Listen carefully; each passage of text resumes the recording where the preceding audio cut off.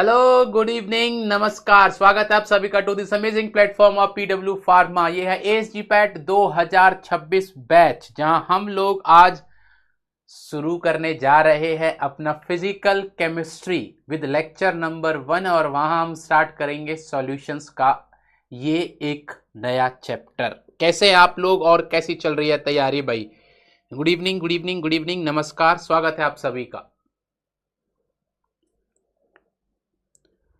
यह lecture number 1 of physical chemistry, जहां हम लोग आज पढ़ने वाले हैं सॉल्यूशंस। एकदम बेसिक से पढ़ेंगे, एटम से लेके फिर वहां से धीरे धीरे धीरे धीरे आगे तक जाएंगे। एकदम बेसिक से शुरुआत करेंगे।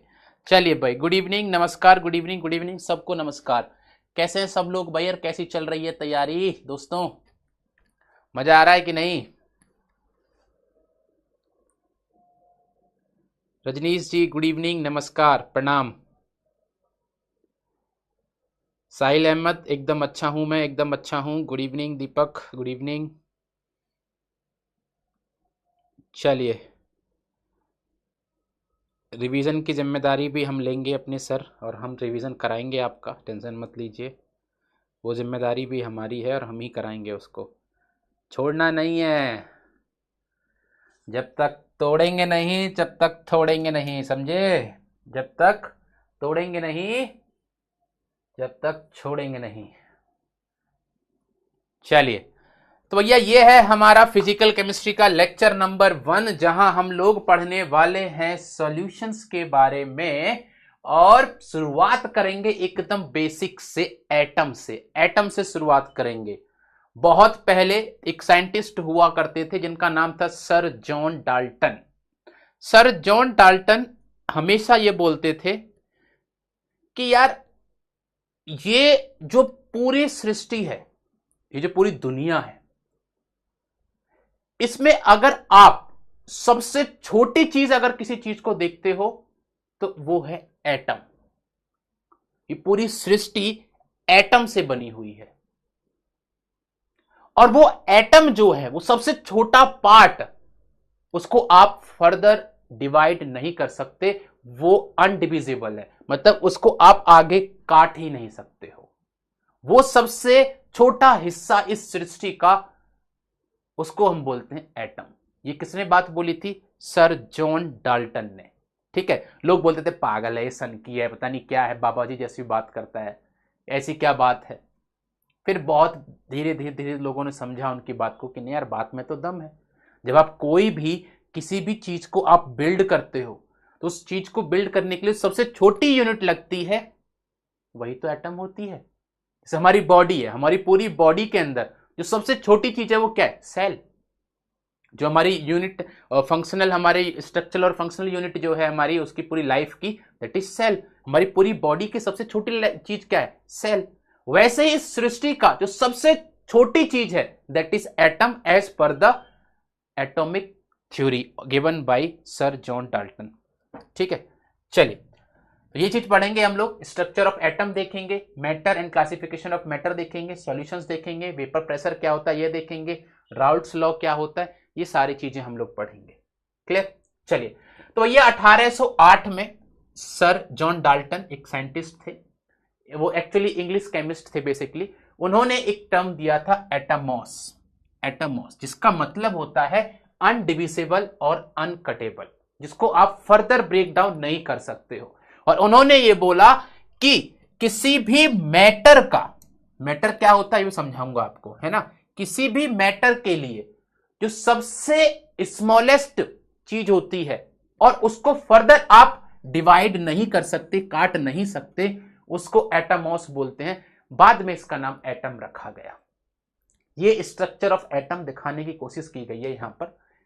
फिर अलग अलग साइंटिस्ट आए, अलग अलग साइंटिस्ट ने आके खोज करी और उन्होंने बताया कि नहीं सर जॉन डाल्टन, आपकी बात सही है, atom is the smallest unit of matter, सही बात है, लेकिन आपकी यह बात गलत है कि आप उसको फर्दर नहीं तोड़ सकते। तोड़ सकते हैं, उसके अंदर और भी बहुत सारे सब एटॉमिक पार्टिकल्स होते हैं।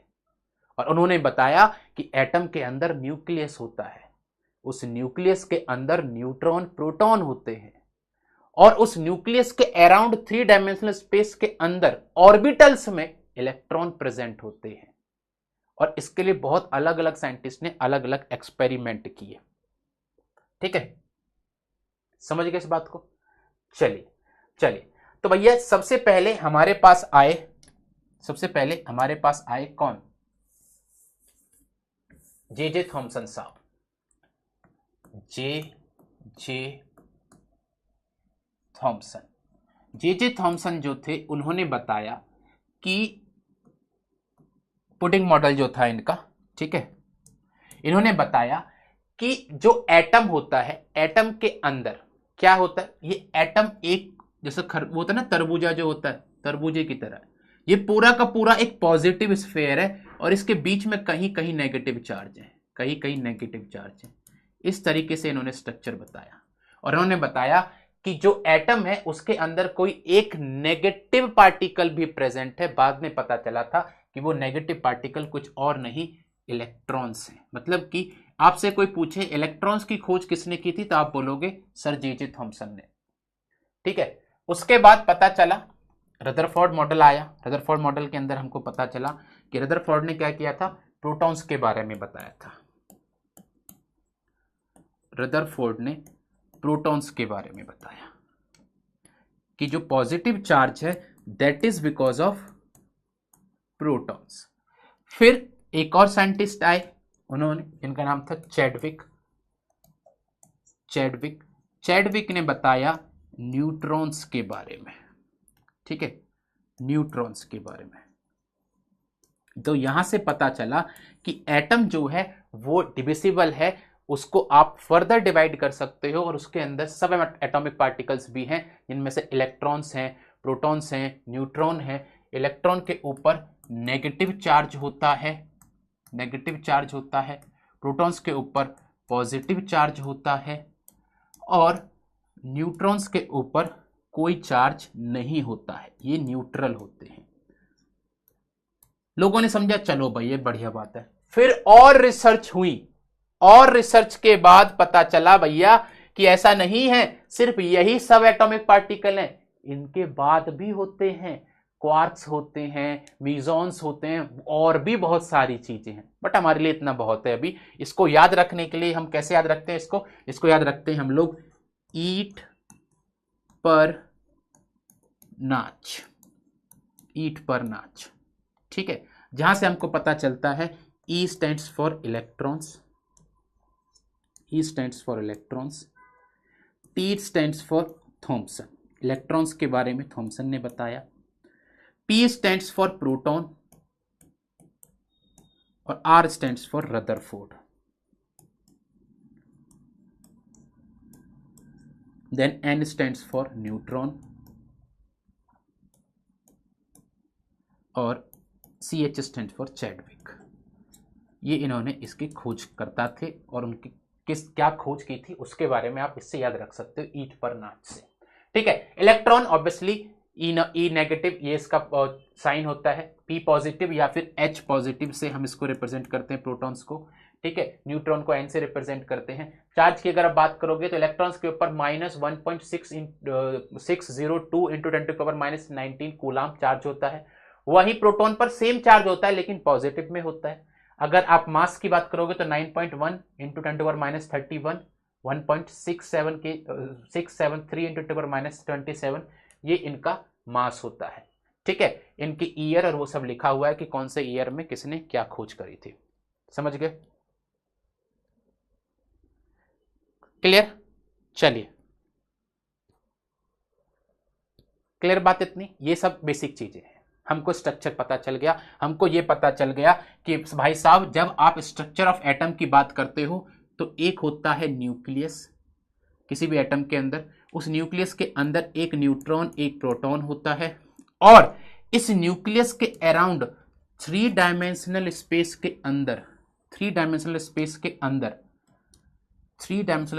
अंदर इलेक्ट्रॉन्स प्रेजेंट होते हैं। क्या प्रेजेंट होते हैं? इलेक्ट्रॉन्स प्रेजेंट होते हैं। इलेक्ट्रॉन्स जो होते हैं वो दोस्तों कहां प्रेजेंट होते हैं? इलेक्ट्रॉन्स प्रेजेंट होते हैं ऑर्बिटल्स में।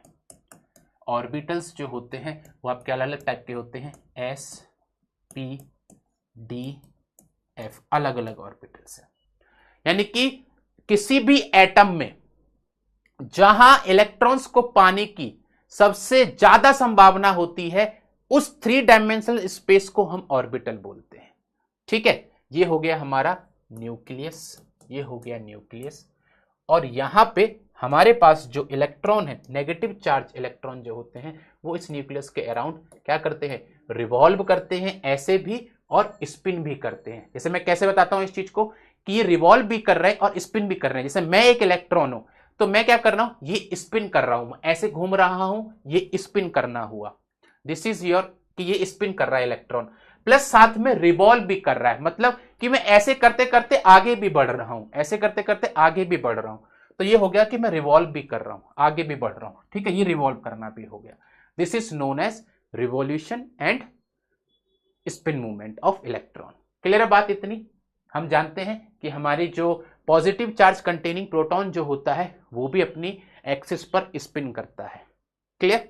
चलिए, ये बातें हमको पता चल गई। और यहां से फिर हमको एक बात पता चली कि जो मैटर होता है, मैटर क्या होता है, anything that occupy space and have मास, उसको मैटर बोलते हैं। इसकी जो स्मॉलेस्ट यूनिट होती है वो होती है एटम। किसी भी मैटर की स्मॉलेस्ट यूनिट जो होती है वो होती है एटम। क्लियर? यहां से पता चला हमको मैटर के बारे में। मैटर क्या है? Anything that has mass and occupies space. कोई भी चीज आप इमेजिन करो, मैं, मेरा चश्मा, ये पेन, ये माइक, ये बोर्ड, ये हवा, आपका खाना, पानी, जो भी चीज है जिसके पास मास है और जो एक स्पेस को ऑक्यूपाई कर सकता है, वो सब चीज एक मैटर है। और मैटर की स्मॉलेस्ट यूनिट होती है एटम। इतनी बात क्लियर है, हां या ना? सब बोलो एक बार फटाक से जल्दी। सब लोगों को क्लियर है? कोई ऐसा बच्चा तो नहीं जो फंसा हुआ है अभी? Anything that has mass and occupy space, जो चीज आप इमेजिन कर सकते हो। हवा भी आपके सराउंडिंग में जो है, दैट इज ऑल्सो अ मास। पानी, दूध, कोई भी चीज, ये लाइट, कैमरा, ये बोर्ड, मेरे चश्मा, मोबाइल, जो भी चीज है सब क्या है? मैटर है। Everything is matter. और उस मैटर का स्मॉलेस्ट यूनिट जो है दैट इज योर एटम। अब मैटर जो होते हैं ये 5 तरीके के हो सकते हैं। कौन कौन से हैं ये 5 तरीके के मैटर? एक मैटर सॉलिड स्टेट का हो सकता है, मैटर लिक्विड स्टेट का हो सकता है, मैटर गैस का हो सकता है, मैटर प्लाज्मा स्टेट में हो सकता है, और मैटर बोस-आइंस्टीन कंडेंसेट। ये 5 तरीके की स्टेट हो सकती हैं। कंडेंसेट, बोस-आइंस्टीन कंडेंसेट, बीईसी बोलते हैं इसको, बीईसी, बोस-आइंस्टीन कंडेंसेट। हमारे पास मैटर जो है वो 5 स्टेट के अंदर एग्जिस्ट करता है। सॉलिड स्टेट में एग्जिस्ट कर सकता है, लिक्विड स्टेट में एग्जिस्ट कर सकता है, गैसेस स्टेट के अंदर एग्जिस्ट कर सकता है, प्लाज्मा स्टेट के अंदर एग्जिस्ट कर सकता है, और बोस-आइंस्टीन कंडेंसेट के अंदर एग्जिस्ट कर सकता है। फर्क कहां से पड़ता है? फर्क पड़ता है सर, देखिए, सॉलिड जो होता है उनके इंटरमॉलिक्यूलर फोर्सेस जो होती हैं वो बहुत ज्यादा होती है, टाइट पैकिंग होती है उनके मॉलिक्यूल्स के बीच में। उनकी जो इंटरमॉलिक्यूलर फोर्स होती है वो बहुत ज्यादा होती है, जिसकी वजह से इसकी जो शेप होती है और जो इसका वॉल्यूम होता है वो फिक्स होता है। लिक्विड जो होता है, इनकी जो इंटरमॉलिक्यूलर फोर्स होती है इन कंपैरिजन टू सॉलिड कम होती है, लेकिन गैसेस के फॉर्म में ज्यादा होती है। तो इसका वॉल्यूम तो फिक्स होता है लेकिन इसकी शेप फिक्स नहीं होती है। ठीक है, चलिए, उसके बाद बात आती है गैस की। गैस जो होती है इसकी इंटरमॉलिक्यूलर फोर्स बहुत कम होती है, इसकी वजह से ना तो इसका फिक्स वॉल्यूम होता है ना ही इसका फिक्स शेप होता है। फिर आती हैं ये 2 अलग अलग स्टेट, प्लाज्मा और बीईसी। प्लाज्मा जो होती है ये आपको देखने मिलती है हाई टेम्परेचर पर। हाई टेम्परेचर पर आप लोगों ने सबने सुना होगा प्लाज्मा टीबी है, प्लाज्मा टीबी है। ठीक है, हाई टेम्परेचर पर। हाई टेम्परेचर पर क्या होता है? हाई टेम्परेचर पर जो गैसियस मॉलिक्यूल होते हैं उन गैसियस मॉलिक्यूल से इलेक्ट्रॉन बाहर निकल जाता है। तो जो आयंस एंड इलेक्ट्रॉन्स का कॉम्बिनेशन होता है उसी को आप प्लाज्मा स्टेट बोलते हो। ये आपको हमेशा हाई टेम्परेचर पर देखने मिलेगा। बोस आइंस्टीन कंडेंसेट जो होता है ये आपको लोएस्ट से लोएस्ट टेम्परेचर पर मिलेगा। कहां? 0 केल्विन पर, 0 केल्विन पर। ठीक है, हमारे लिए जो 3 इंपॉर्टेंट चीजें वो है सॉलिड, लिक्विड और गैस। अब इनका इंटर कन्वर्जन कैसे होता है? आपस में इंटर कन्वर्जन को भी हम अलग अलग नाम भी देते हैं इनके इंटर कन्वर्जन को। आपने पढ़ा भी होगा कि अगर आपको सॉलिड से लिक्विड स्टेट में कन्वर्ट करना है या फिर लिक्विड से सॉलिड में कन्वर्ट करना है तो उस प्रोसेस को क्या बोलते हैं? आपको सॉलिड से लिक्विड में कन्वर्ट करना है या फिर लिक्विड से सॉलिड में कन्वर्ट करना है या फिर आपको लिक्विड से गैस में कन्वर्ट करना है या गैस से लिक्विड में कन्वर्ट करना है या फिर डायरेक्टली सॉलिड से गैस में कन्वर्ट करना है या फिर गैस से सॉलिड में कन्वर्ट करना है। इन प्रोसेसेस को हम बोलते हैं interconversion of state of matter. इन सब के अलग अलग नाम है। जैसे मैं स्टार्ट अगर करूं लिक्विड से गैस के अंदर कन्वर्ट करना, इस प्रोसेस को बोलते हैं वेपराइजेशन या एवापोरेशन, वेपराइजेशन या फिर एवापोरेशन। आई होप सबको क्लियरली समझ में आ रहा होगा। स्पीड बहुत धीरे रखी हुई है मैंने, आपको लिखने का टाइम भी मिल रहा होगा। ठीक है, ये मैंने उल्टा लिख दिया ना, लिक्विड से उस ऊपर लिखना चाहिए था। चलो एरो उल्टा कर देता हूं मैं। तुमको क्या लगा मास्टर बेवकूफ है? नहीं, मास्टर समझदार है।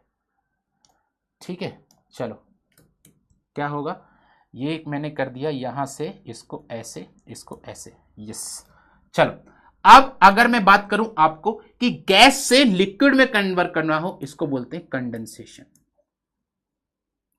कंडेंसेशन, गैस को कंडेंस करा दिया लिक्विड की फॉर्म में। ठीक है, चलिए क्लियर है। चलिए उसके बाद अगर मैं बात करूं आपकी कि हमको सॉलिड से लिक्विड में कन्वर्ट करना हो, मेल्टिंग, और लिक्विड से सॉलिड में कन्वर्ट करना हो, फ्रीजिंग। बर्फ जमाते हो आप, फ्रीजिंग। अगर हमको सॉलिड से डायरेक्ट गैस में कन्वर्ट करना हो, सब्लिमेशन।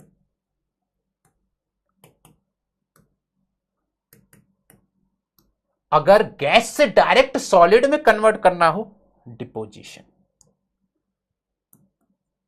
डिपोजिशन मैं लिख पाऊंगा? Deposition, deposition. ठीक है, तो ये इनकी अलग अलग स्टेट के नाम हो गए। क्लियर? चलिए, ये हो गया इंटर कन्वर्जन ऑफ मैटर। और मैटर जो होता है भैया, उसका स्मॉलेस्ट यूनिट होता है एटम। और मैटर जो होते हैं उसको आप क्लासिफाई करते हो अलग अलग क्लास के अंदर। जैसे कि एक होता है प्योर सब्सटेंस, मतलब कि वहां पर सेम ही टाइप के एटम्स प्रेजेंट हैं, सेम ही टाइप के एटम्स प्रेजेंट है। आप समझते हो प्योर सब्सटेंस क्या होता है। उसके बाद एक होता है मिक्सचर, जहां एक से ज्यादा कंपोनेंट प्रेजेंट है, जहां एक से ज्यादा कंपोनेंट प्रेजेंट है, उसको बोलते हैं मिक्सचर। यानी कि सर मैटर दो तरीके का हो सकता है, एक प्योर फॉर्म का और एक मिक्सचर फॉर्म का। यानी कि यहां एक ही टाइप के एटम्स प्रेजेंट होंगे, यहां डिफरेंट डिफरेंट टाइप के एटम्स प्रेजेंट होंगे। उसके बाद मिक्सचर को हम फर्दर क्लासिफाई करते हैं दो क्लास में। पहला होता है होमोजीनियस मिक्सचर, दूसरा होता है हेट्रोजीनियस मिक्सचर। ये क्या बला है सर, ये क्या बला है? देखो, मान लो मेरे पास यहां पर एक होमोजीनियस मिक्सचर है। This is your homogeneous mixture, homogeneous mixture है ये मेरे पास एक। ठीक है, चलिए मान ली सर आपकी बात। इस होमोजीनियस मिक्सचर के अंदर आप ऐसे जाओ, आप ऐसे जाओ, आप ऐसे जाओ, आप ऐसे जाओ, ऐसे जाओ, किसी भी डायरेक्शन में आप जाओगे आपको यूनिफॉर्म प्रॉपर्टीज मिलेंगी, will get uniform properties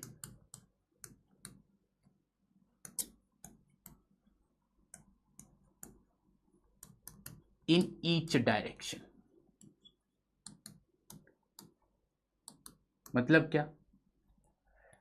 let us suppose मैंने क्या किया, ये पानी लिया था, पानी के अंदर नमक घोल दिया NaCl।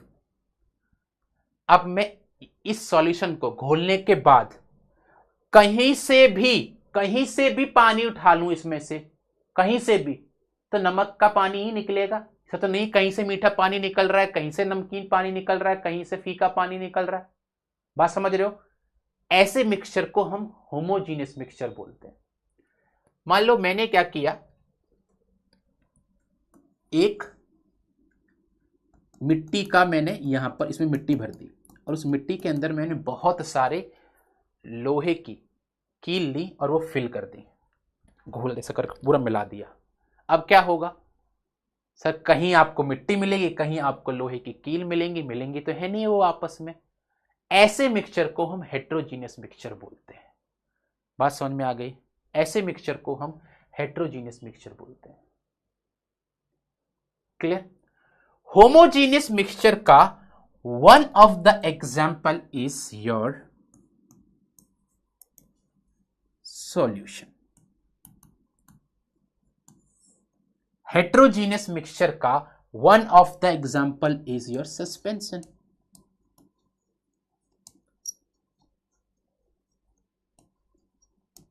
One of the example is your suspension.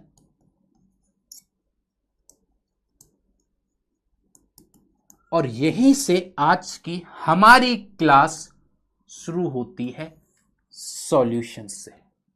This is the beginning of physical chemistry lecture number 1 solutions. बताइए यहां तक सारी बातें क्लियर? यहां तक सारी बातें क्लियर?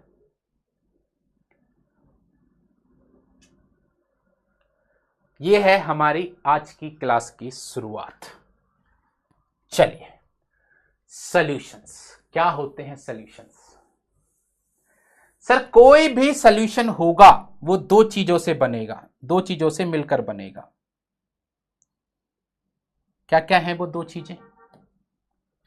सर, एक सॉल्यूट और एक सॉल्वेंट।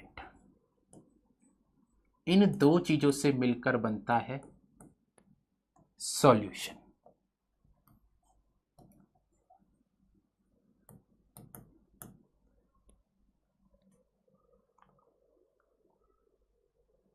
एक सॉल्यूट और एक सॉल्वेंट, इन दो चीजों से मिलकर बनता है हमारा सॉल्यूशन। याद रखेंगे इस बात को? याद रखेंगे कि नहीं? बिल्कुल याद रखेंगे सर। अब एक सॉल्यूशन में कितना अमाउंट ऑफ सॉल्यूट है ये उसकी कंसंट्रेशन को डिटरमाइन करता है। और कंसंट्रेशन के लिए हमारे पास बहुत सारी टर्म्स होती है। कंसंट्रेशन क्या होती है? Concentration sir, amount of solute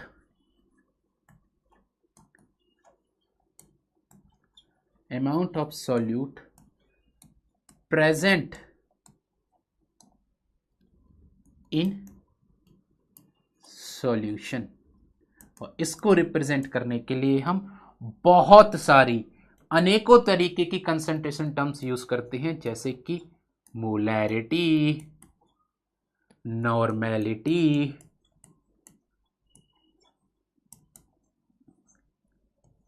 उसके बाद मोलैलिटी, उसके बाद मोल फ्रैक्शन,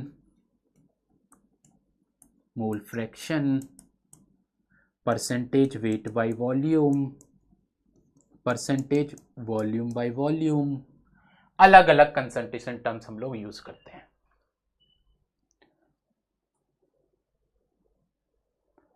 है ना भैया। देखिए सॉल्यूट और सॉल्वेंट में अगर आपको कंफ्यूजन होता है दोस्तों, सॉल्यूट और सॉल्वेंट में अगर आपको कंफ्यूजन होता है तो मैं आपको बता देता हूं। नॉर्मली हम सॉल्यूट और सॉल्वेंट किसको कंसीडर करते हैं? अगर हमारे पास एक डिफरेंशिएबल चीज है कि ये एक सॉलिड स्टेट के अंदर है, ये एक लिक्विड स्टेट के अंदर है, तो क्लियरली विजिबल होता है कि ये सॉल्यूट होगा, ये सॉल्वेंट होगा। अगर दोनों सेम ही स्टेट के हैं, अगर दोनों सेम ही स्टेट के हैं, तब हम नंबर ऑफ मोल्स देखते हैं। नंबर ऑफ मोल्स किसके ज्यादा है, नंबर ऑफ मोल्स किसके कम है। अगर उससे भी डिफरेंशिएट नहीं होता है, फिर हम डेंसिटी पर जाते हैं। ये डिपेंड करता है हर कंडीशन पर, फिर हम डेंसिटी के हिसाब से चेक करते हैं, राइट। तो इसमें भी कभी कंफ्यूज मत होना। क्लियर? चलिए आगे बढ़ते हैं। आगे बढ़ते हैं। क्लासिफिकेशन क्या है सॉल्यूशंस का? अलग अलग तरीके का क्लासिफिकेशन है हमारा, अलग अलग क्लासिफिकेशन। हाँ जी बिल्कुल, फॉर्मेलिटी भी हो सकती है, डिमेलिटी हो सकती है, अलग अलग कंसंट्रेशन टर्म में भी मैंने, स्ट्रेंथ भी हो सकती है, बहुत अलग अलग है। ठीक है चलिए, on the basis of water as solvent, solvent के बेसिस पर अगर हम बात करेंगे तो सॉल्यूशन दो टाइप के हो सकते हैं, aqueous solution, non aqueous solution. Aqueous solution में वाटर सॉल्वेंट होगा, नॉन एक्वस में वाटर सॉल्वेंट नहीं होगा। Based on the amount of solute present in the solution, unsaturated solution, saturated, super saturated. ठीक है, मतलब क्या है इसका कि ये मेरे पास एक सॉल्वेंट है, इसमें मुझे एक सॉल्यूट को डिसॉल्व करना है। इस सॉल्यूट को डिसॉल्व करने की क्षमता है 10 ग्राम की, तो मैं 9 ग्राम अगर मिलाया तो ये अनसैचुरेटेड सॉल्यूशन है। मैंने अगर इसके अंदर 10 ग्राम मिलाने की क्षमता थी, 10 ग्राम मिला दिया तो ये सैचुरेटेड सॉल्यूशन है। अगर मैंने इसको हीट किया और हीट करने के बाद 1 ग्राम और मिला दिया उसकी क्षमता से ज्यादा, उसको सुपर सैचुरेटेड सॉल्यूशन बोलेंगे। ठीक है, उसके बाद on the basis of amount of solvent added, concentrated और डाइल्यूट सॉल्यूशन। अगर बहुत ज्यादा सॉल्यूट आपने ऐड कर रखा है कंसंट्रेटेड, बहुत कम है तो dilute. On the basis of concentration of two solution of the रुको on the basis of concentration of solute in two solution, isotonic, hypertonic, hypotonic. ये हम मेथड एडजस्टिंग टोनिसिटी जब पढ़ेंगे ना, वहां आपको पढ़ाऊंगा मैं मेथड्स एडजस्टिंग टोनिसिटी, अभी पढ़ाऊंगा नेक्स्ट क्लास के अंदर। नेक्स्ट क्लास जब होगी हमारी तो वहां पढ़ाऊंगा आपको क्या क्या मेथड्स होते हैं, और वहां समझाऊंगा कि आइसोटोनिक क्या होता है, हाइपरटोनिक क्या होता है, हाइपोटोनिक क्या होता है। ये सारी चीजें वहां पढ़ाऊंगा नेक्स्ट क्लास में। फिलहाल के लिए ये एक क्लासिफिकेशन है हमारे लिए। ये क्लासिफिकेशन इंपॉर्टेंट नहीं है हमारे लिए, इससे ज्यादा इंपॉर्टेंट है एक और क्लास जिसको हम बोलते हैं आइडियल और नॉन आइडियल सॉल्यूशन, जो इस क्लास के अंदर नहीं है। क्या होते हैं? एक आइडियल और एक नॉन आइडियल सॉल्यूशन। ये दो तरीके की और सॉल्यूशंस होते हैं, आइडियल सॉल्यूशन और एक non ideal solution. Ideal solution दोस्तों वो होते हैं जो राउट्स लॉ को फॉलो करते हैं, राउट्स लॉ को फॉलो करते हैं। नॉन आइडियल सॉल्यूशन दोस्तों वो होते हैं जो do not obey routes law. अब आप सोच रहे होंगे सर पहले ये तो बताओ कि राउट्स लॉ होता क्या है, तभी तो समझ में आएगा, तभी तो समझ में आएगा। मैं ये बोलूंगा कि अगर आपको राउट्स लॉ समझना है तो पहले आपको ये आना चाहिए कि वेपर प्रेशर क्या होता है। अगर आपको वेपर प्रेशर समझ में आ गया, राउट्स लॉ आप आराम से समझ में आ जाएगा। ठीक है चलिए, तो पहले हम क्या समझेंगे? पहले हम समझेंगे दोस्तों कि वेपर प्रेशर क्या होता है। पहले हम समझेंगे कि वेपर प्रेशर क्या होता है, वेपर प्रेशर क्या होता है।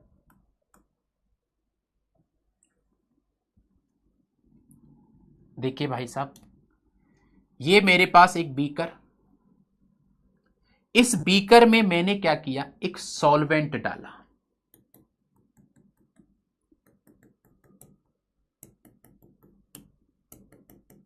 ये क्या है, सॉल्वेंट है, बस सॉल्वेंट डाल दिया मैंने इसमें।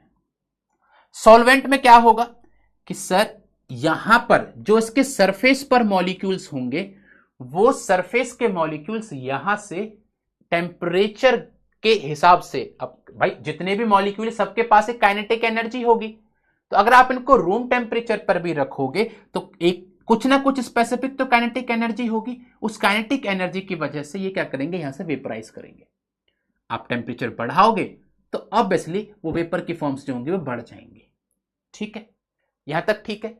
सर इस लिक्विड से जो गैसियस फॉर्म के अंदर कन्वर्ट होंगे, ये जो सॉल्वेंट है वो अपनी लिक्विड फॉर्म से जब गैसियस फॉर्म में कन्वर्ट होगा, उस गैसियस फॉर्म को हम वेपर बोलते हैं। इतनी बात क्लियर सबको? वेपर क्या है, इस लिक्विड का वेपर, इस लिक्विड का गैसियस स्टेट के अंदर कन्वर्ट होना, उसको वेपर बोलते हैं। मैंने क्या किया, मैंने इसको ढक दिया, ऊपर से लिड लगा दी, यहां पर इसको कवर कर दिया। ध्यान से सुनना बस, ठीक है? अब ध्यान से सुनना, सिर्फ ध्यान से सुनना जो मैं बता रहा हूं।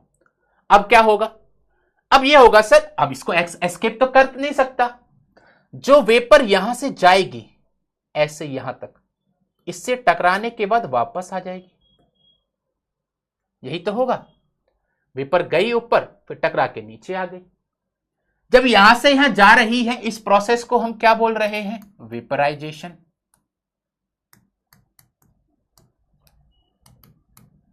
जब वो वापस आ रही है, जो वाटर के फॉर्म में वापस आ रही है, इसको क्या बोल रहे हैं, कंडेंसेशन। कंडेंसेशन बोल रहे हैं। एक समय ऐसा आएगा कि जितने नंबर ऑफ वेपर्स जाएंगे उतने ही नंबर ऑफ मॉलिक्यूल्स जो है सॉल्वेंट के, वो कंडेंस होकर आ जाएंगे, जिसको हम बोलते हैं इक्विलिब्रियम स्टेट। यानी कि वेपराइजेशन जो होगा वो कंडेंसेशन के इक्विलिब्रियम में आ जाएगा।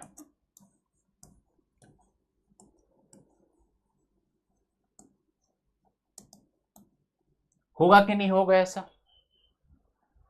ऐसी सिचुएशन में जब वेपराइजेशन और कंडेंसेशन इक्विलिब्रियम में हो, उस वक्त जो ये वेपर एस्केप कर रही है सॉल्वेंट के सरफेस से, वो एस्केप के टाइम पर एक प्रेशर एडजस्ट करती है सरफेस पर, उसको बोलते हैं वेपर प्रेशर।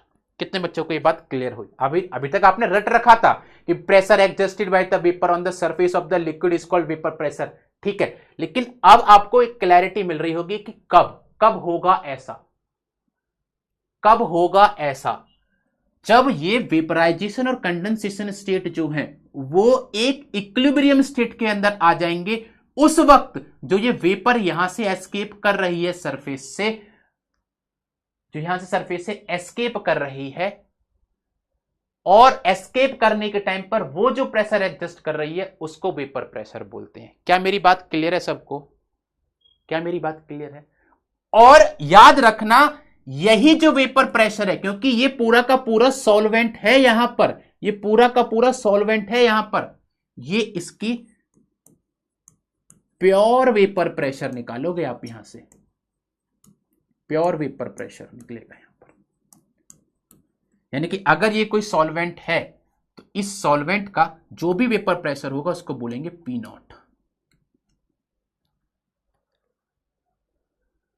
क्योंकि इसके अंदर और कोई सॉल्यूट नहीं है। क्लियर? अब इसका वेपर प्रेशर दो चीज पर डिपेंड करेगा। पहला, टेम्परेचर पर। अगर टेम्परेचर बढ़ाओगे वेपर प्रेशर बढ़ेगा। क्यों? क्योंकि सर मॉलिक्यूल्स का काइनेटिक एनर्जी बढ़ेगा, काइनेटिक एनर्जी बनेगा तो जल्दी एस्केप करने की कोशिश करेंगे, यानी कि ज्यादा प्रेशर लगाएंगे ऊपर जाने के लिए, तो प्रेशर ज्यादा फील होगा सरफेस के ऊपर। टेम्परेचर की वजह से वेपर प्रेशर बढ़ता है। दूसरी चीज सर, जो इनके मॉलिक्यूल्स के बीच में जो फोर्स है उस पर भी डिपेंड करेगा।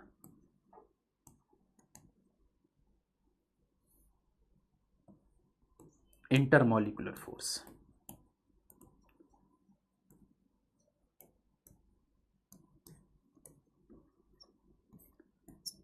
AA के बीच में जो इंटरेक्शन है, सारे तो एक ही एटम होंगे ना सारे के सारे, तो उनके बीच में जो इंटरेक्शन है, अगर उनके बीच में इंटरेक्शन बढ़ेगा आपस में, वेपर प्रेशर कम होगा। उनके बीच में इंटरेक्शन कम होगा, वेपर प्रेशर ज्यादा होगा। इसलिए गैसियस स्टेट का वेपर प्रेशर ज्यादा होता है, सॉलिड स्टेट का वेपर प्रेशर कम होता है। बात समझ रहे हो कि नहीं समझ रहे हो, है ना। ये हो गई हमारी वेपर स्टेट की बात, है ना, ये हो गई हमारी वेपर की बात। अब आपको समझाता हूं मैं एक चीज, अब आपको एक बहुत इंपॉर्टेंट चीज समझाता हूं। आपके पास बनते हैं दो तरीके के case, case 1, case 2, case 1, case 2। Case 1 में आपने सॉल्यूशन बनाया,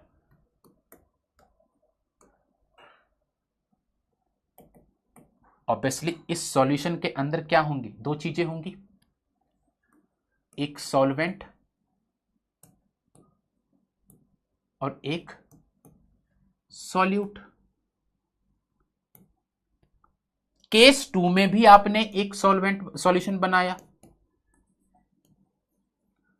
जब यहां सॉल्यूशन बनाओगे आप, तो यहां भी दो चीजें होंगी। क्या क्या होंगी वो दो चीजें,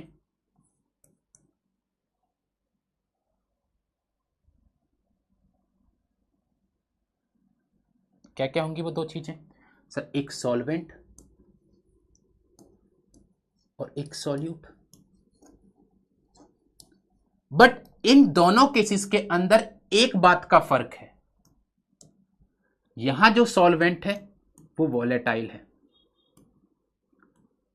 जो चीज वॉलेटाइल होगी वो वेपर प्रेशर शो करेगी। क्या आप नमक को रख दोगे वो वेपर प्रेशर शो करेगा क्या, नहीं। क्या आप चीनी को रखोगे वेपर प्रेशर शो करेगा क्या, नहीं। क्यों, क्योंकि नॉन वॉलेटाइल है। ठीक है, यहां पर सर एस्केप मतलब प्लेट के अंदर तक, ठीक है ना, मतलब एस्केप मतलब सिर्फ लिक्विड के सरफेस से प्लेट तक जाएगा, सिर्फ उतना ही एस्केप करेगा, है ना, सिर्फ उतना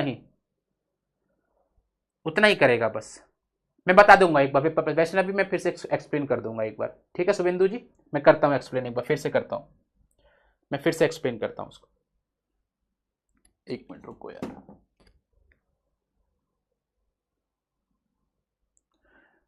ठीक है चलिए। सॉल्यूट जो है यहां पर वो भी वॉलेटाइल है।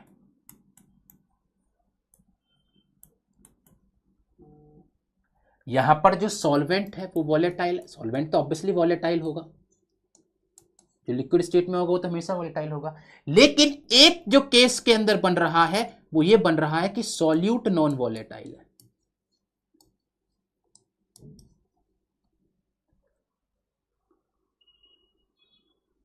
समझ रहे हो, यहां से कहानी एकदम बदल जाती है। केस 2 से हम लोग जाएंगे relative lowering of vapour pressure पर, जो कि कॉलिगेटिव प्रॉपर्टी होती है, relative lowering of vapour pressure.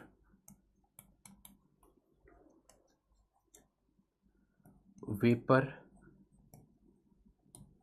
Pressure जो कि एक कॉलिगेटिव प्रॉपर्टी होती है। आगे पढ़ाऊंगा मैं नेक्स्ट क्लास के अंदर क्या होती है कॉलिगेटिव प्रॉपर्टीज, कौन कौन सी होती है। यहां से जाएंगे और मैं आपको पूरा डेराइव करके दिखाऊंगा। केस 2 से जाएंगे, केस 1 से हम लोग आज पढ़ेंगे राउल्ट्स लॉ के बारे में,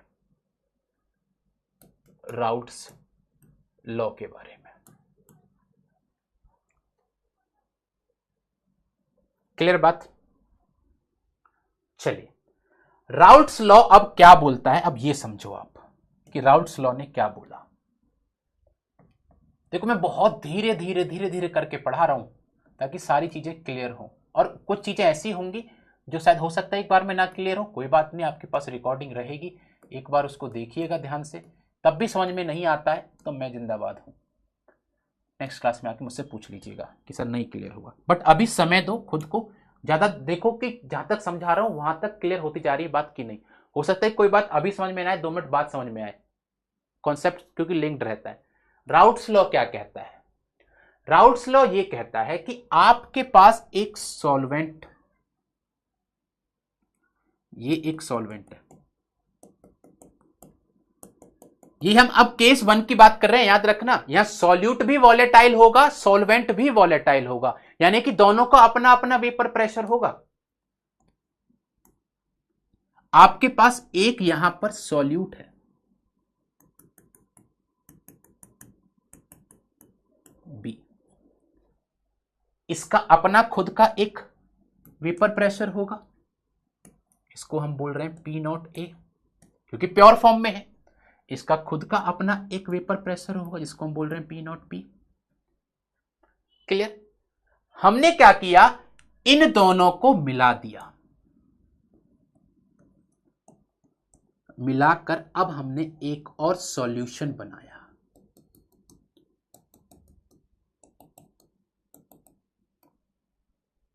ये क्या बन गया आपका सॉल्यूशन। किस चीज से बना है, ए प्लस बी से, ए प्लस बी से। अब इसका खुद का एक वेपर प्रेशर था, इसका खुद का एक वेपर प्रेशर था, आपने उन दोनों को यहां मिला दिया, तो अब यहां इसका वेपर प्रेशर क्या होगा, कैसे पता चलेगा। इसका एक वेपर प्रेशर था, इसका एक वेपर प्रेशर था, इसका वेपर प्रेशर क्या होगा, ये कैसे पता चलेगा। यहां पर राउल्ट्स लॉ ने ये बोला कि भैया यहां पर जो टोटल प्रेशर होगा उसके अंदर जो बी का पार्शियल प्रेशर होगा वो उसके मोल फ्रैक्शन पर डिपेंड करेगा, जो ए का पार्शियल प्रेशर होगा वो उसके मोल फ्रैक्शन पर डिपेंड करेगा। सुनो ध्यान से, डाल्टन्स लॉ क्या बोलता है, डाल्टन्स लॉ कहता है टोटल प्रेशर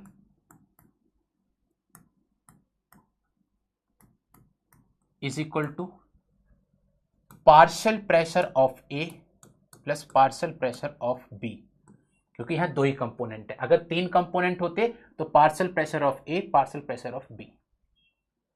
ठीक है, और राउल्ट्स लॉ क्या कहता है, राउल्ट्स लॉ क्या कहता है, समझाऊंगा भी इसको क्यों ऐसा बोला उसने। राउल्ट्स लॉ क्या कहता है, राउल्ट्स लॉ क्या कहता है कि partial pressure of A is directly proportional to mole fraction of A, जिसको उन्होंने इक्वेशन में कन्वर्ट कर दिया कि partial pressure of A is equal to P not A into chi A. ये रिप्रेजेंट करता है मोल फ्रैक्शन को, मोल फ्रैक्शन। ठीक है, similarly partial pressure of B is equal to P naught B into chi B, यानी कि mole fraction.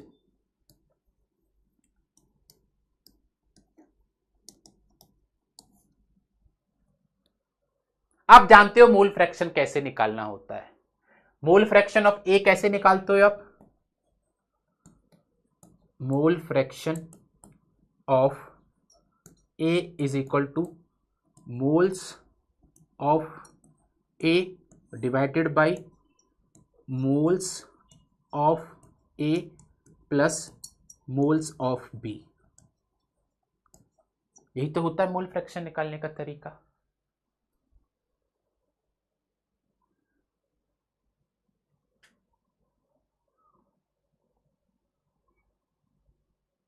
समझ गए, इतनी बातें क्लियर है सबको यहां तक। डाल्टन्स लॉ कहता है कि total pressure is equal to partial pressure of A partial pressure of B. Raoult's law कहता है कि पार्शियल प्रेशर जो है वो अपने मोल फ्रैक्शन पर डिपेंड करता है, दैट मींस कि partial pressure of A is equal to P not A into X A. अब देखो मैं इसको एग्जांपल से कैसे समझाऊंगा, देखो एग्जांपल से कैसे समझाऊंगा। मान लो ये मेरे पास यहां पर एक सिर्फ और सिर्फ क्या था, सॉल्वेंट था एक, बस सिर्फ और सिर्फ सॉल्वेंट था। तो आप जानते हो इसके सरफेस पे जहां भी मॉलिक्यूल होंगे वो सारे के सारे ए मॉलिक्यूल्स ही होंगे, सारे के सारे ए मॉलिक्यूल्स ही होंगे। बोलो हाँ या ना, सबके सब सेम ही मॉलिक्यूल्स होंगे। अब इसका अपना खुद का एक वेपर प्रेशर होगा, अगर मैं इसको ढक दूंगा तो कुछ भी होगा, इसको हमने बोल दिया P not a, let us suppose. अब मैंने क्या किया, इसके अंदर सॉल्यूट मिलाना स्टार्ट किया, सॉल्यूट मिलाना स्टार्ट किया। अब क्या होगा, सॉल्यूट भी वॉलेटाइल है, सॉल्वेंट भी वॉलेटाइल है, काइनेटिक एनर्जी सॉल्वेंट के पास भी होगी, सॉल्यूट के पास भी होगी। अब यहां से जो हमारा सॉल्यूट है वो भी तो एस्केप करना चाहेगा, बोलो हाँ या ना, वो भी तो एस्केप करना चाहेगा। अब क्या होगा कि पहले सारे के सारे सरफेस पर मॉलिक्यूल जो थे वो सिर्फ और सिर्फ ए के थे, इसलिए जो वेपर प्रेशर था वो सिर्फ ए पर डिपेंड कर रहा था, इसलिए उसको हम पी नॉट ए बोल रहे थे। लेकिन अब हमने सॉल्यूट भी डाल दिया, यानी कि जो उसका अब प्रेशर होगा वो सिर्फ ए पर डिपेंड नहीं करेगा, सॉल्यूट पर भी डिपेंड करेगा। सॉल्यूट का खुद का वेपर प्रेशर कितना था, पी नॉट बी। क्या यहां पर P naught B P not ए बराबर हो जाएंगे, नहीं। क्यों, क्योंकि भैया अब यहां रेस लगेगी ना कि ए को जाना है ऊपर को, बी को जाना है। बात समझ रहे हो कि नहीं समझ रहे हो?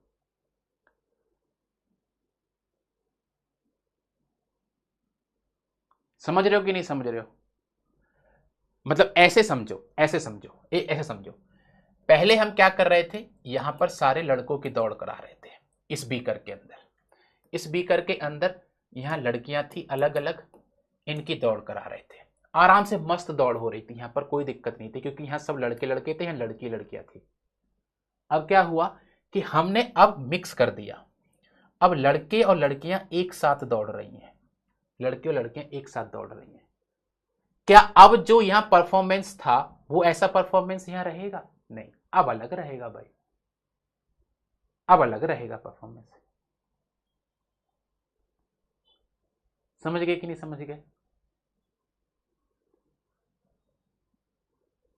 हां, इस बात पर डिपेंड करेगा, इस बात पर डिपेंड करेगा कि यहां पर रेशियो क्या है इनका, लड़के कितने हैं लड़कियां कितनी हैं, इस बात पर डिपेंड करेगा। वही राउट्स लॉ ने बोला कि भाई जो आप सॉल्यूट ऐड कर रहे हो वो कितना ऐड कर रहे हो, इस बात पर डिपेंड करेगा उसका पार्शियल प्रेशर, उसका पार्शियल। भाई एक बात बताओ, हमें ये करना था 100 रुपए का चंदा इकट्ठा करना था, 100 रुपए का चंदा इकट्ठा करना था हमको, हमने कर लिया।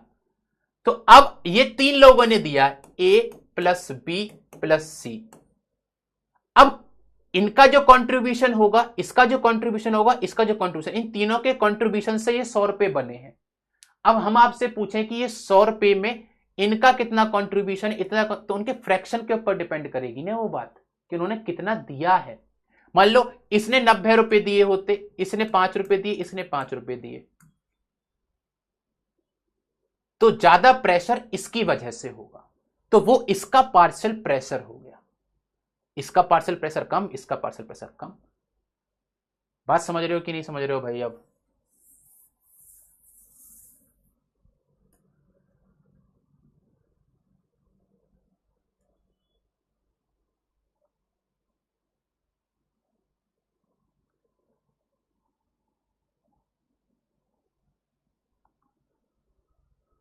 मानव इस बात पर अभी आएंगे हम कि वीक और स्ट्रांग जो है दैट इज डिफरेंट थिंग। मैं अभी आपको यह समझाना चाह रहा हूं कि पार्शियल प्रेशर जो होगा वो इस बात पर डिपेंड करेगा कि इसका मोल फ्रैक्शन क्या है। ये राउट्स लॉ ने बोला कि इसका मोल फ्रैक्शन क्या है, अब वो प्रेशर कम होगा कि ज्यादा होगा, that is different thing, that is different thing, ठीक है, दैट इज डिफरेंट थिंग।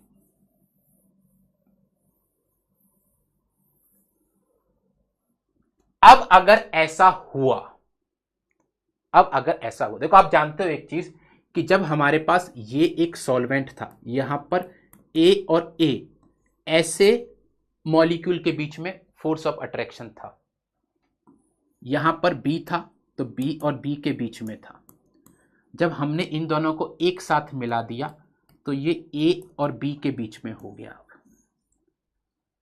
अगर आपका फोर्स ऑफ इंटरेक्शन जो है, इंटरमॉलिक्यूलर फोर्स ऑफ इंटरेक्शन जो है, जो ए और ए के बराबर में था वो बराबर है बी और बी के, और वही बराबर है ए और बी के। तो इसकी वजह से एक कंडीशन डेवलप होगी यहां पर कि डेल्टा एच मिक्स, यानी कि मिक्सिंग से जो एंथैल्पी निकलेगी that will B 0। Delta V mix यानी मिक्सिंग से जो वॉल्यूम पे इफेक्ट पड़ेगा that will B 0। That means कि अगर ऐसा होता है तो हमारा जो प्रेशर होगा वेपर प्रेशर पे अफेक्ट नहीं पड़ेगा, और ये राउट्स लॉ को ओबे करता है। इसी को हम बोलते हैं क्या? Ideal solution. आइडियल सॉल्यूशन, इसी को हम बोलते हैं आइडियल सॉल्यूशन। दैट मीन्स कि जो टोटल प्रेशर होगा that will be equal to P naught X A plus P naught X B, ये हो जाना चाहिए। इसी को बोलते हैं आइडियल सॉल्यूशन।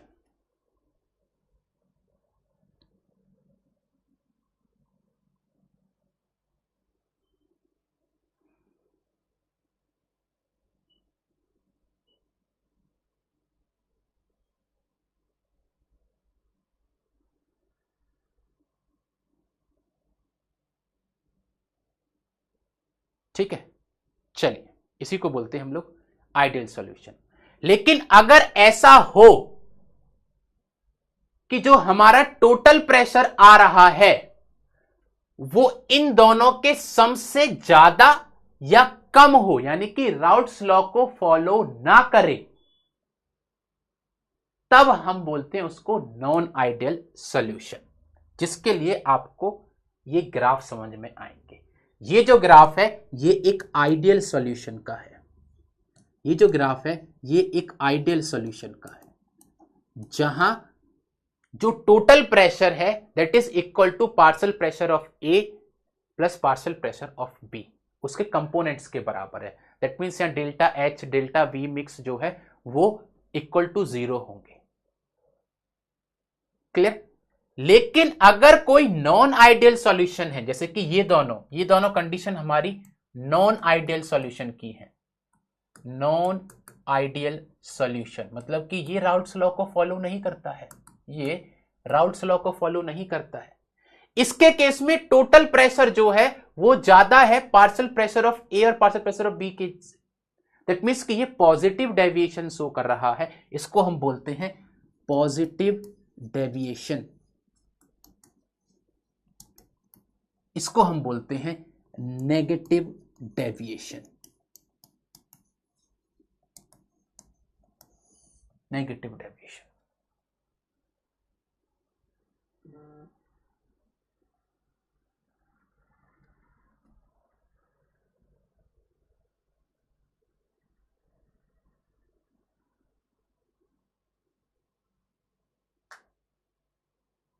ठीक है, समझो, फिर से समझ लो शुरू से। देखो एक बार भाई, आपने एक सॉल्वेंट के अंदर सॉल्यूट मिक्स किया, ठीक है, चलिए, तो इसका टोटल प्रेशर जो होगा कुछ ना कुछ होगा, कुछ तो प्रेशर होगा। अब पहले सॉल्वेंट का एक कुछ प्रेशर था, अब आपने उसमें सॉल्यूट मिक्स किया, उसके हिसाब से क्या हो रहा है कि जो टोटल प्रेशर है वो इस बात पर डिपेंड कर रहा है कि पार्शियल प्रेशर ऑफ ए कितना है, उसका जो प्योर सॉल्वेंट का कितना था, प्लस उसका मोल फ्रैक्शन कितना है, प्लस उसका प्योर सॉल्यूट का वेपर प्रेशर कितना है, प्लस उसका मोल फ्रैक्शन कितना है। जैसे जैसे आप मोल फ्रैक्शन चेंज करते जाओगे वहां पर टोटल प्रेशर चेंज होता चला जाएगा। बट इक्वेशन यही रहेगी कि जो टोटल प्रेशर है that is equal to partial pressure of A plus partial pressure of B. अगर ये इक्वेशन सेटिस्फाई हो रही है दैट मीन्स कि ये एक आइडियल सॉल्यूशन है। ये समझाना चाह रहा हूं मैं, ये मैं समझाना चाह रहा हूं। आ रही बात समझ में कि नहीं? मैं ये समझाना चाह रहा हूं आपको कि अगर आपने एक सॉल्वेंट में सॉल्यूट मिलाया, तो जो ये सॉल्यूट मिलाओगे और मिलाओगे और मिलाओगे तो मोल फ्रैक्शन चेंज होगा। तो वो जो मोल फ्रैक्शन चेंज हो रहा है उसकी वजह से टोटल प्रेशर भी चेंज होगा, बट वो जो टोटल प्रेशर चेंज होगा वो हमेशा इस तरीके से रहेगा कि total pressure is equal to partial pressure of A plus partial pressure of B रहे हमेशा, जैसे जैसे मोल फ्रैक्शन चेंज होगा। इसी को बोलते हो आप आइडियल सॉल्यूशन। Ideal solution. अगर ऐसा नहीं होता है उसको आप बोलते हो non ideal solution. Non ideal solution दो तरीके के होते हैं, एक जो सॉल्यूट ऐड करने पर पॉजिटिव डेविएशन शो करते हैं, यानी कि टोटल प्रेशर जो होता है उससे ज्यादा प्रेशर शो करते हैं, उसको आप बोलते हो पॉजिटिव डेविएशन। एक होता है नेगेटिव डेविएशन। नेगेटिव डेविएशन में क्या होता है कि जो टोटल प्रेशर होता है सॉल्यूट ऐड करने की वजह से वो प्रेशर कम होता चला जाता है, उसको बोलते हैं नेगेटिव डेविएशन। इतनी ही तो बात है बस।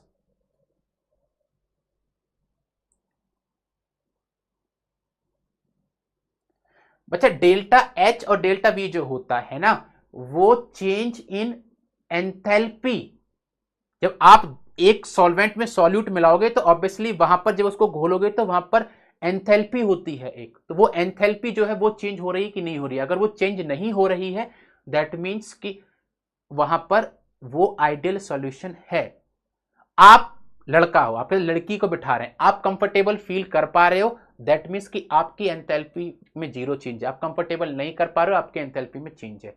यही बात है बस। वो सॉल्यूट मिलाने से वहां पर कोई एंथैल्पी के अंदर चेंज नहीं आया मिक्सिंग की, दैट मीन्स कि वहां पर वो आइडियल सॉल्यूशन है। क्लियर इतनी बात? अब इतनी बात क्लियर? आइडियल नॉन आइडियल दो तरीके के होते हैं, पॉजिटिव डेविएशन नेगेटिव डेविएशन। ठीक है, चलिए। अच्छा ये मैंने वो कर दिया, गलत लिख दिया यहाँ पे, इसको ध्यान से देख लेना बच्चा। ये जो है ना यहाँ पे, ये इसको हटा दो। यहाँ पे P total is less than P A plus P B, ये आएगा यहाँ पे, इसको ठीक कर लेना, है ना। चलो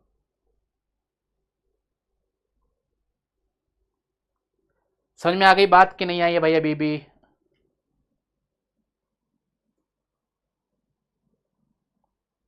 नहीं शिवाजी ऐसा नहीं बोलेंगे, यहां पर दोनों के दोनों हमारे लिक्विड फॉर्म में ही हैं। यहां फर्क सिर्फ इस बात से फर्क पड़ेगा कि आपके अगर जैसे मान लो ए और बी और बी ये अलग अलग, ये हमारा सॉल्वेंट, ये हमारा सॉल्यूट, ठीक है। अगर हमारा ए बी जो है ये जो बन रहा है इसके अंदर अगर इंटरेक्शन जो है वो इन दोनों से इंटरेक्शन से कम है तो पॉजिटिव डेविएशन शो करेगा, ज्यादा है तो नेगेटिव डेविएशन शो करेगा। बात समझने की कोशिश करो। वेपर प्रेशर सिर्फ और सिर्फ इंटरमॉलिक्यूलर फोर्स ऑफ इंटरेक्शन पर ही डिपेंड करता है। अगर आपस में एक दूसरे को पकड़ के खींच के रखेंगे वेपर प्रेशर कम हो जाएगा, अगर एक दूसरे को फ्री एनर्जी देंगे वेपर प्रेशर बढ़ जाएगा। सिंपल सी बात है। अगर मैं आपको ये बोलूं कि ए और B is equal to A is equal to B B, that means ये एक आइडियल सॉल्यूशन है और यहां पर ये राउल्ट्स लॉ को फॉलो करेगा। दैट मीन्स कि total pressure will equal to partial pressure of A and partial pressure of B के सम के बराबर। लेकिन अगर ये जो है, अगर ये जो है ए बी जो है ये ज्यादा है ए एंड बी बी से, दैट मीन्स कि अब जो होगा वेपर प्रेशर कम होगा, घट जाएगा, मतलब कि नेगेटिव डेविएशन आएगा। अगर ए बी कम है ए एंड बी बी से, दैट मीन्स कि सर अब वो इजीली एस्केप कर जाएगा, पॉजिटिव डेविएशन शो करेगा।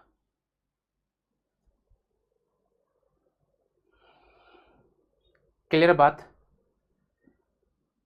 अभी बात समझ में आई? अभी बात समझ में आई? इतनी सिंपल सी बात है बस।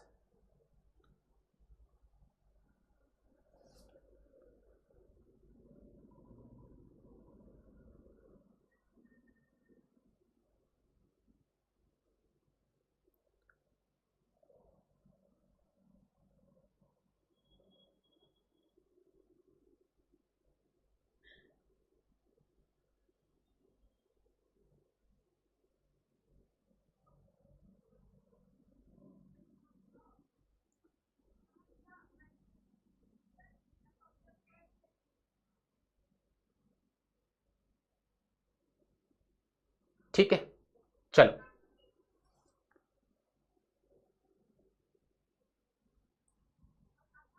आगे बढ़े। इसकी वजह से आते हैं हमारे पास एजियोट्रोपिक मिक्सचर। एजियोट्रोपिक मिक्सचर, एजियोट्रोपिक मिक्सचर क्या होते हैं? ये मिक्सचर होते हैं, आपने क्या किया, दो लिक्विड लिए, उन दोनों लिक्विड का अलग अलग बॉइलिंग पॉइंट था, आपने उनको मिलाया, मिलाने के बाद देख रहे हो कि जो दोनों लिक्विड का बॉइलिंग पॉइंट था अब वो सेम ही बॉइलिंग पॉइंट पर बॉइल कर रहे हैं, उसको बोलते हैं आप एजियोट्रोपिक मिक्सचर। दो लिक्विड थे मेरे पास, ए और बी, ए एंड बी, इसका बॉइलिंग पॉइंट अलग था, इसका बॉइलिंग पॉइंट अलग था, हमने इन दोनों को मिलाया, मिलाने के बाद क्या देखा कि ये दोनों अब एक सेम बॉइलिंग टेम्परेचर पर बॉईल हो रहे हैं, या बॉइलिंग पॉइंट पर बॉईल हो रहे हैं, उसको आप बोलते हो एजियोट्रोपिक मिक्सचर। कई बार ऐसा होता है कि जो इनके इंडिविजुअल बॉइलिंग पॉइंट्स होते हैं उनसे कम बॉइलिंग टेम्परेचर पर बॉईल कर जाते हैं, कई बार उनके जो इंडिविजुअल बॉइलिंग टेम्परेचर होते हैं उससे ज्यादा बॉइलिंग पॉइंट पर वो बॉईल करता है, तो उसको बोलते हैं मिनिमम, उसको बोलते हैं मैक्सिमम। हाँ जी, एक्सक्यूज चंद्रशेखर साहू जी, एक्सक्यूज हो गए आप, बताइए चंद्रशेखर साहू जी, एक्सक्यूज हो गए।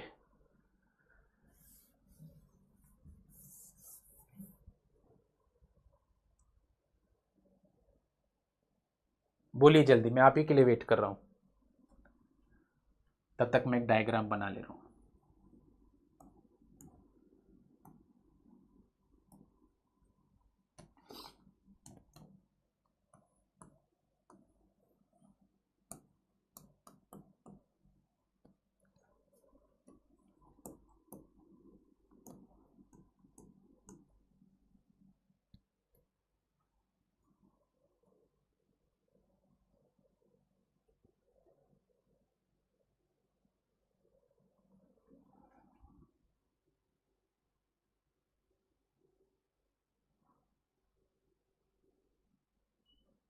पॉजिटिव के अंदर डेल्टा एच जो होगा दैट विल बी पॉजिटिव, यहां पर डेल्टा एच नेगेटिव होगा, यहां पर डेल्टा एच नेगेटिव होगा,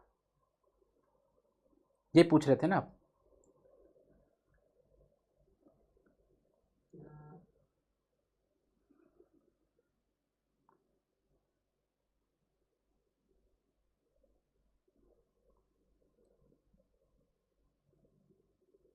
यही पूछ रहे थे, और भी कोई सवाल था आपका?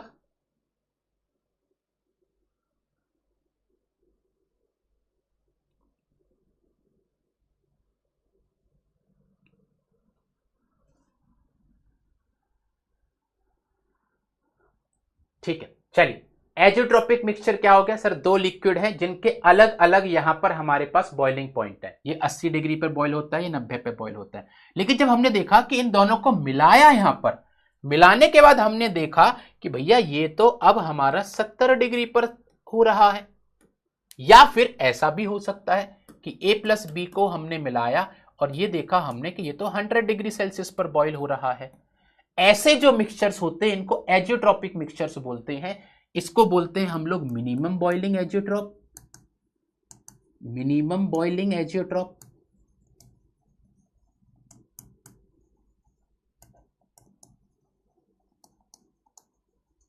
और इसको हम बोलते हैं maximum boiling azeotrope. Maximum boiling azeotrope.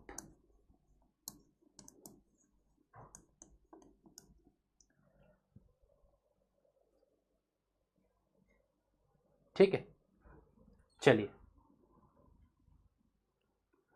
Next क्या है sir, non ideal solution with positive deviation form minimum boiling azeotrope. जो पॉजिटिव डेविएशन शो करते हैं वो फॉर्म करते हैं मिनिमम बॉइलिंग एजियोट्रॉप्स, क्योंकि उनके अंदर क्या होता है, डेल्टा वी मिक्स और डेल्टा एच मिक्स जो होते हैं वो पॉजिटिव होते हैं।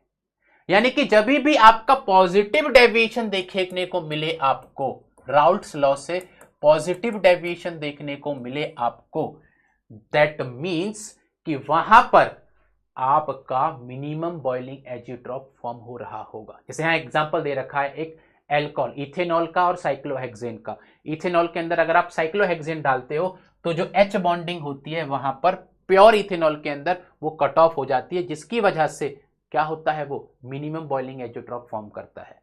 वहीं अगर नेगेटिव डेविएशन होता है तो उसके अंदर मैक्सिमम बॉइलिंग एजियोट्रॉप होता है। एग्जांपल है क्लोरोफॉर्म और यहां पर एसीटोन। ठीक है, क्लोरोफॉर्म और एसीटोन।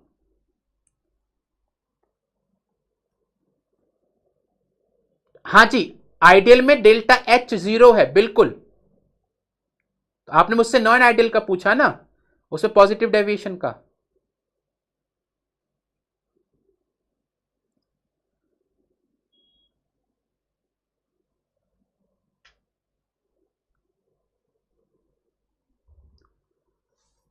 ठीक है, चलो अगर आपको इनके एग्जाम्पल भी लिखने हैं तो I can show you some example. मैं यहां पे ही लिख देता हूं, यहां पे पॉजिटिव डेविएशन, पॉजिटिव डेविएशन का एग्जाम्पल।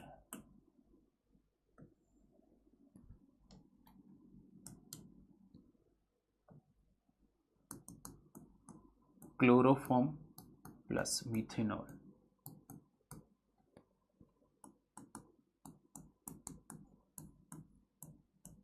क्लोरोफॉर्म प्लस बेंजीन, ये एग्जांपल है। ठीक है, चलो हुआ ना आपका, क्लियर हुआ कि नहीं हुआ भाई जो पूछ रहे थे? भैया डेल्टा एच जो है, क्या नाम है इनका, प्रतुल्य यादव, प्रतुल्य यादव। डेल्टा एच जो है, जब आप किसी चीज को मिक्स करते हो उसके अंदर तो उसमें एंथैल्पी होती है, मिक्सिंग के लिए भी एंथैल्पी जरूरत पड़ती है। ठीक है, जो डेल्टा बी है वो वॉल्यूम ऑफ मिक्सिंग है, वॉल्यूम ऑफ मिक्सिंग है। तो वो चेंज हो रहा है कि नहीं हो रहा है वो चेक करते हैं हम लोग। ठीक है, क्लियर बात की नहीं? अरे हाँ ना बोल दो भाई। चलो नेगेटिव डेविएशन, नेगेटिव डेविएशन।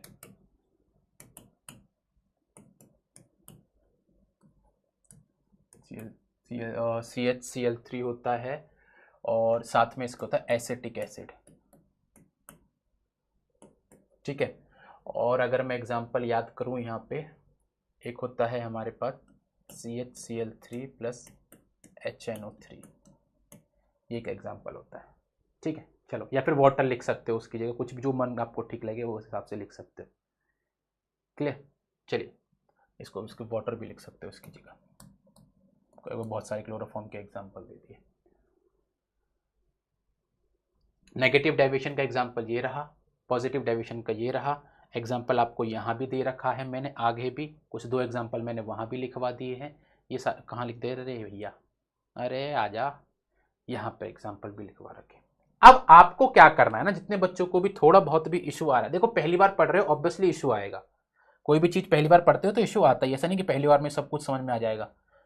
अब आपको आराम से शांति से बैठ के एक बार रिवाइज करना है, आराम से एक बार शांति से बैठ के रिवाइज करोगे, सब कुछ एकदम क्रिस्टल क्लियर हो जाने वाला है, एकदम क्रिस्टल क्लियर हो जाने वाला है सब कुछ, टोटल का टोटल।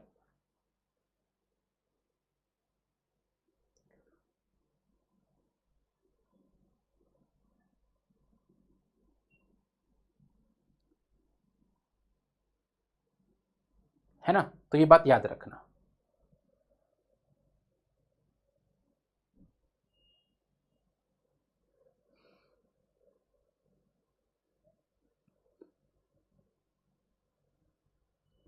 नहीं जी, सॉलिड वॉलेटाइल नहीं होते हैं, यही चीज केस 2 अभी बाकी है हमारा। नेक्स्ट क्लास के अंदर हम केस 2 से स्टार्ट करेंगे, केस 2 से स्टार्ट करेंगे, जहां पर हमारा सॉल्यूट जो होता है वो नॉन वॉलेटाइल होता है, नॉन वॉलेटाइल होता है। यहीं से हमारी नेक्स्ट क्लास की शुरुआत होगी, जहां हम कॉलीगेटिव प्रॉपर्टीज पर जाएंगे और उसके बाद हम पढ़ेंगे टोनिसिटी क्या होती है, आइसोटोनिक, हाइपरटोनिक, हाइपोटोनिक क्या होते हैं, मेथड्स, एडजस्टिंग टोनिसिटी के लिए कौन कौन से मेथड्स होते हैं, ये सारी चीजें पढ़ेंगे। भैया आइडियल सॉल्यूशन है तो वहां बॉइलिंग पॉइंट में कोई डिफरेंस, मतलब जो अलग अलग है बॉइलिंग पॉइंट वो रहेंगे। एजियोट्रोपिक मिक्सचर सिर्फ और सिर्फ नॉन आइडियल सॉल्यूशन ही बनाते हैं, आइडियल सॉल्यूशंस नहीं बनाते हैं एजियोट्रोपिक मिक्सचर्स। मतलब कि अगर आपके पास आइडियल सॉल्यूशन है तो आप उसको सिंपल डिस्टिलेशन से सेपरेट कर सकते हो, नॉन आइडियल को नहीं कर सकते हो। ठीक है, चलिए भैया ये नोट्स आपको मिल जाएंगे, 1-1.5 घंटे के अंदर हो जाएगा। ठीक है, नहीं वॉलेटाइल नहीं होते, नहीं वॉलेटाइल नहीं, सॉलिड फॉर्म के अंदर वॉलेटाइल कैसे होगा, नहीं होगा वो।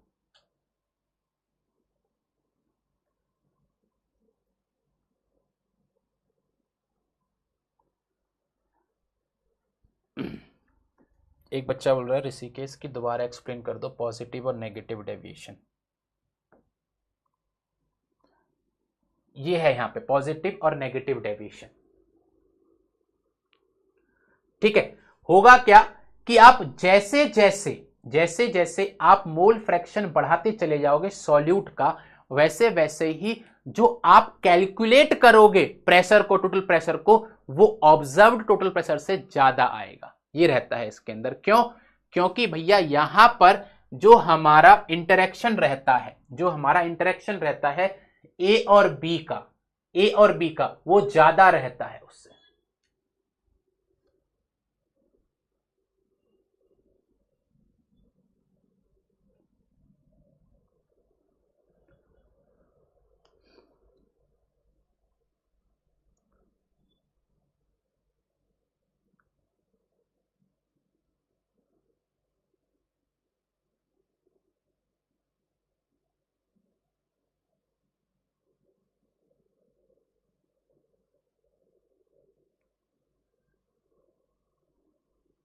आई बात समझ में कि नहीं आई?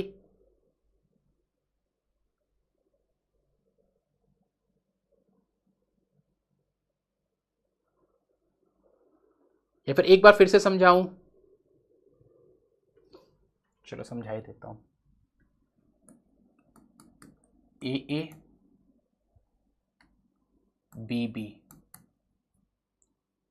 इन दोनों से ज्यादा अगर ये है, मतलब कि ए और बी बी के अंदर जो इंटरेक्शन है वो ज्यादा है ए बी से, तो आएगा आपका पॉजिटिव डेविएशन, पॉजिटिव डेविएशन।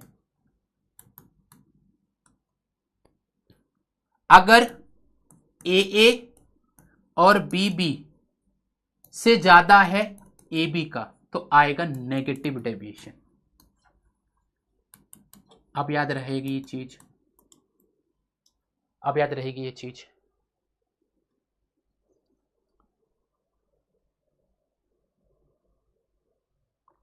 अब याद रहेगी ये सारी चीज।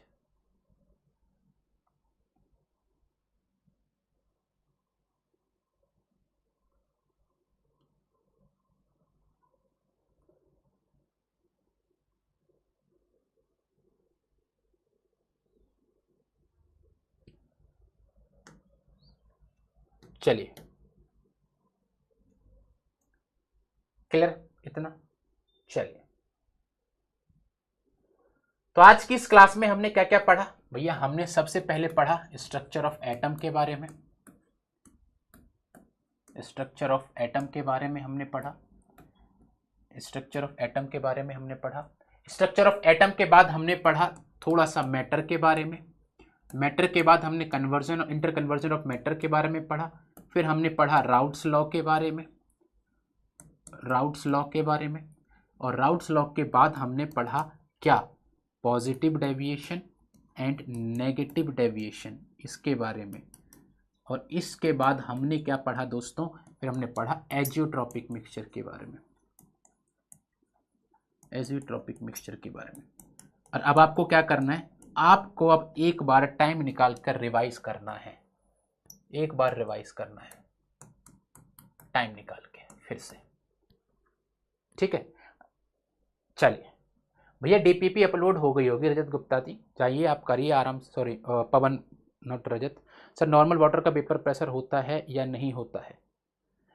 टेम्परेचर के ऊपर डिपेंड करेगा। देखो वेपर प्रेशर टेम्परेचर के ऊपर डिपेंड करता है, एटमॉस्फेरिक प्रेशर के ऊपर डिपेंड करता है, ठीक है। चलिए तो आज के लिए इतना ही, मिलते हैं नेक्स्ट क्लास में। Thank you so much, we will meet in next class. Thank you everyone. Vapour pressure बनना हर लिक्विड का होता है, ठीक है। चलिए thank you so much sir ji. B Pharm result में 2 सेमेस्टर पीडब्ल्यूजी,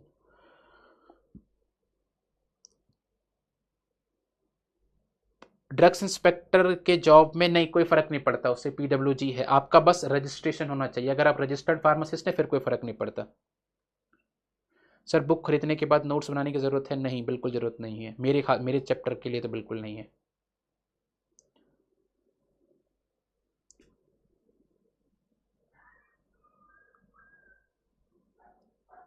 आदित्य जी हाय, बहुत लेट आए आप क्लास में, ठीक है। चलिए if you have doubt you can ask, otherwise I am going to end this session.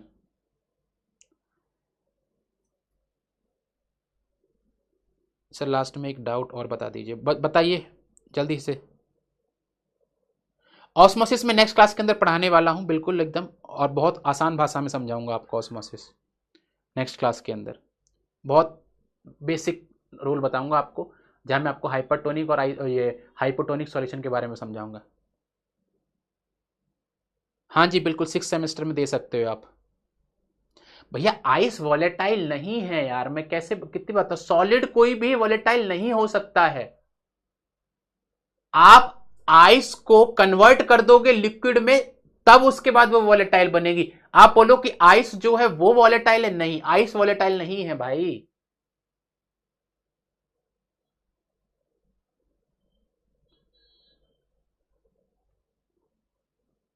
और वॉलेटाइल नेचर जो होता है ना, वो टेम्परेचर और प्रेशर के ऊपर भी डिपेंड करता है।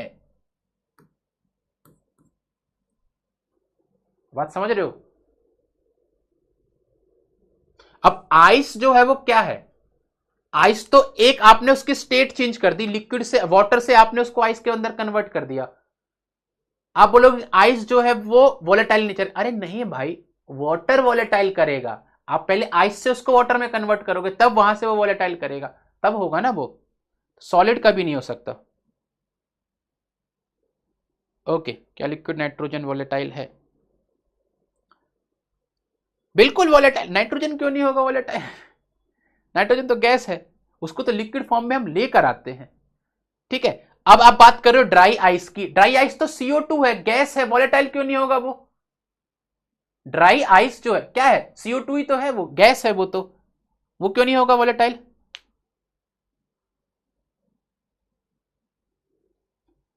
है ना? नहीं, कपूर बिल्कुल भी वॉलेटाइल नहीं है। कौन बोल रहा है कपूर वॉलेटाइल होगा?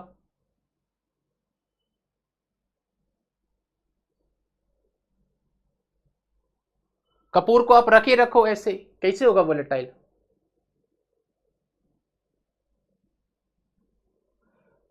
वही चीज है, वो कन्वर्ट हो वहां से सबलाइम कर जाता है वो गैस के अंदर दूसरी चीज में, वो टेम्परेचर के ऊपर डिपेंड करेगा। अब आप किसी भी चीज को टेम्परेचर दोगे, पहले वो मेल्ट करेगी, मेल्ट करेगी तो लिक्विड फॉर्म में आ गई, लिक्विड फॉर्म में आ गई तो उसके बाद तो फिर वो जाएगी फिर वोलेटाइल नेचर में होगी, ठीक है। समझ गए? चलो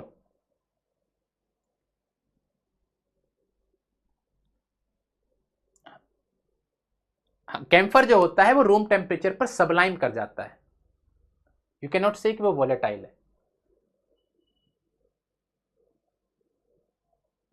डिफरेंट चीजें हैं,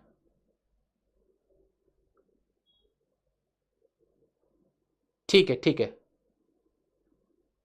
चलिए नेक्स्ट क्लास अब आपकी, आप ज्वाइन कीजिए नेक्स्ट क्लास को। We will meet in next class. Thank you everyone, और रिवाइज जरूर कराइएगा, रिवाइज करेंगे तो नेक्स्ट क्लास में आपको फायदा रहेगा, है ना। चलिए thank you so much, thank you.